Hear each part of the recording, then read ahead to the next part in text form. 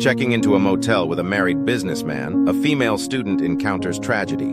Body found under bridge. Despite her family's objections, Rachel Ciani decided to become a dancer at a men's club at night to pay for her education. The 21-year-old girl never thought that one day her tragedy would begin from there. Body found under bridge. On April 1, 2000, two residents of Burlington, New Jersey, accidentally discovered something horrifying. It was the body of a young woman lying face down under a bridge, a short distance from the riverbank.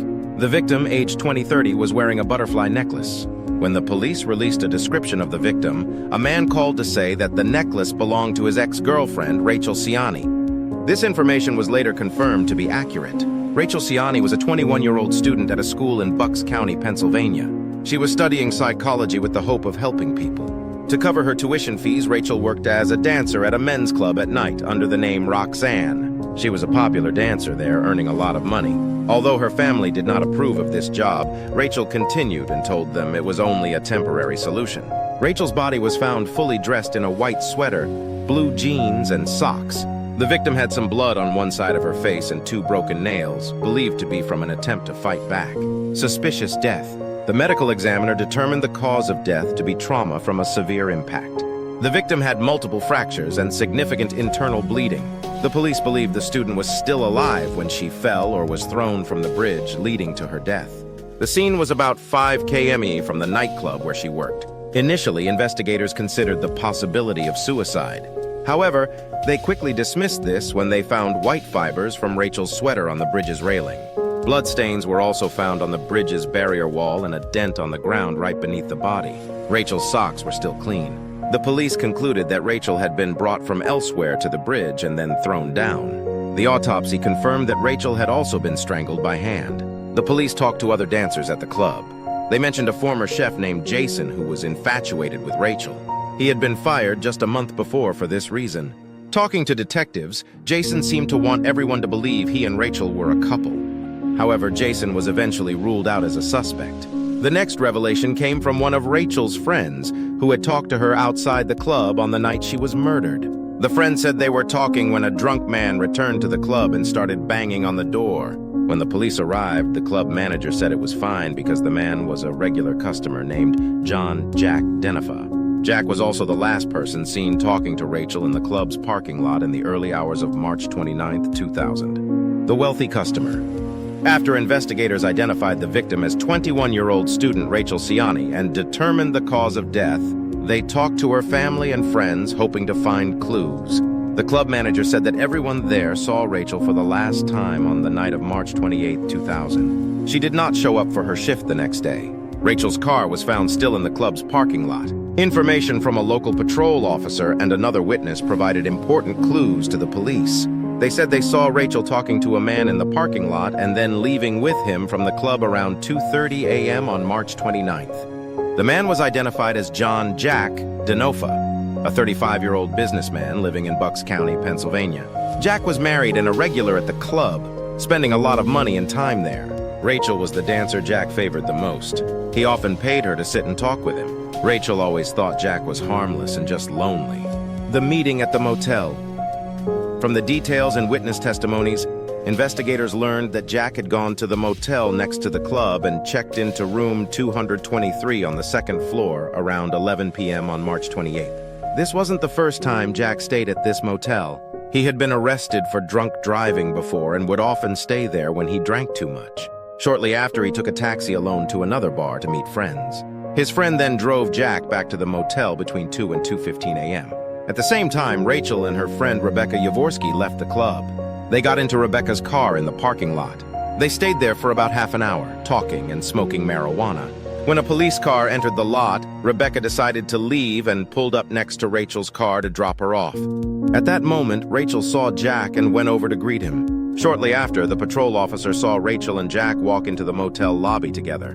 The motel staff told police they saw Rachel leading Jack to his room but never saw her leave.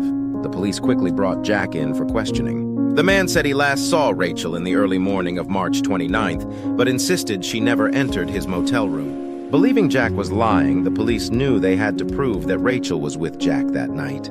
4 days after Jack checked into room 223, the police obtained a search warrant for the room. Even though it had been cleaned multiple times and was spotless, the police still found some crucial clues.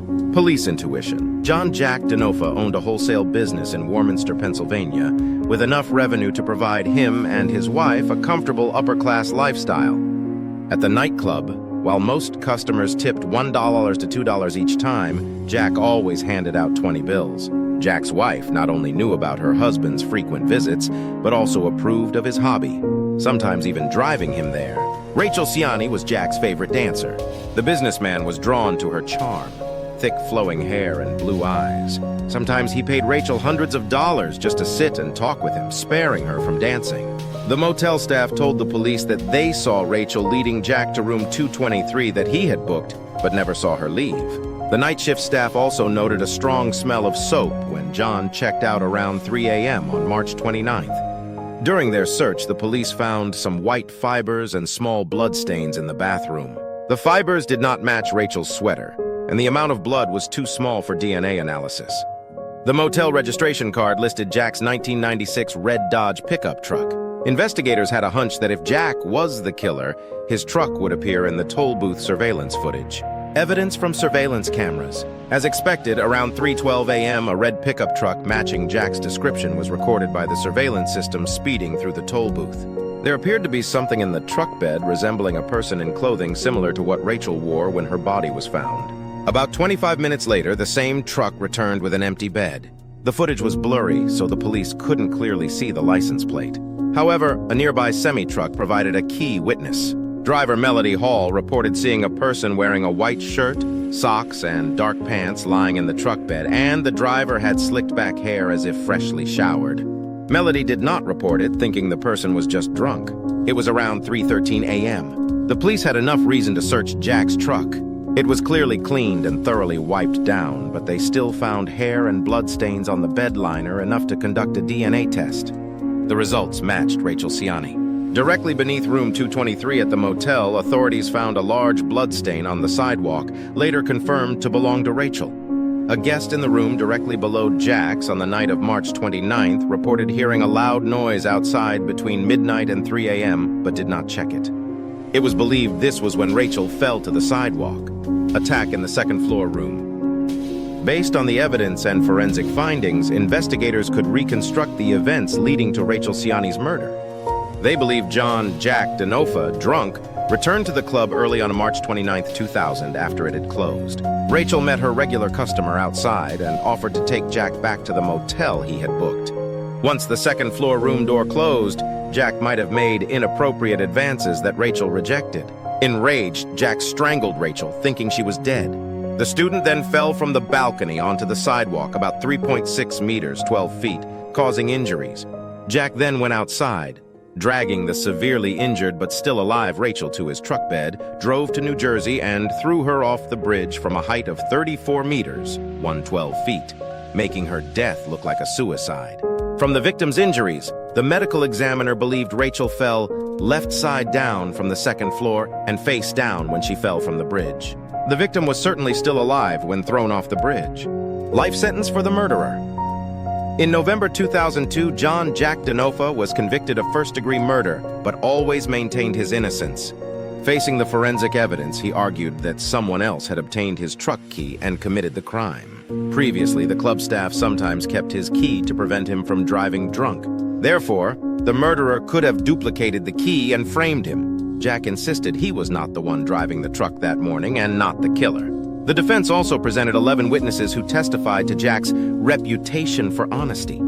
His mother-in-law, Joanne Zener, defended her son-in-law, stating Jack was a good man. Although she disliked his drunken trips to the nightclub, she did not object, as it was Jack's time to relax with acquaintances. Joanne noted Jack had a comfortable life and took good care of her daughter. The defense also argued that Rachel's job as a dancer exposed her to many potential suspects, but the forensic evidence and circumstances were enough for the jury to convict Jack. He was sentenced to life imprisonment with a minimum of 30 years. Jack will be eligible for parole in August 2032 at age 68.